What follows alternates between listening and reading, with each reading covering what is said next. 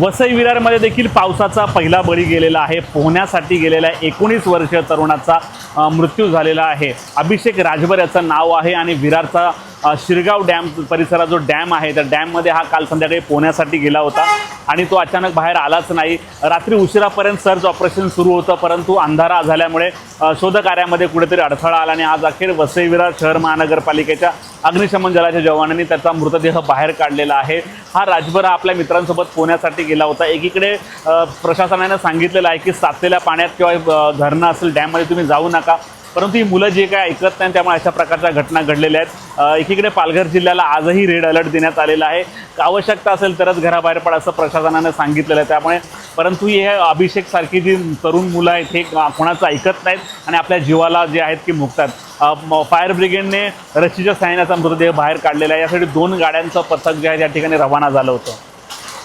ये आम्हाला पावणेसहाला कॉल आला की शिरगाव डॅम जो आहे तिथे एक मुलगा बुडालेला आहे।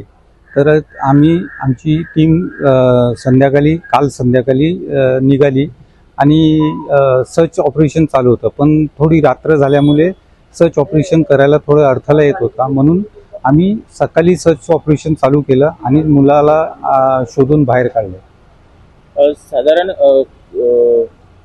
या अशा प्रकारची ज्या घटना होत आहेत नेहमीच प्रशासनाकडून आवाहन केलं जातं, तुम्ही काय सांगाल या संदर्भात? प्रशासनाकडून वारंवार आवाहन करून बोर्ड पण लावले आहेत की कोणी खदान किंवा असे जे तलाव आहेत त्याच्यात पोहायला जाऊ नका, पण कसं असते जास्त दुर्लक्ष, म्हणजे जे येतात पर्यटक येतात बोला किंवा कोणी पोहायला येतात यांना त्या पाण्याचा अंदाज येत नाही आणि ते न पोहता येत असल्यामुळे बुडतात।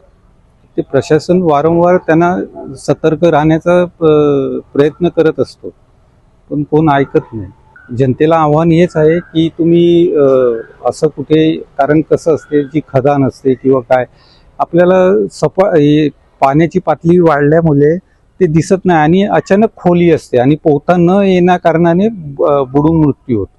तर अशा जागी जाण्याचं टाळावं।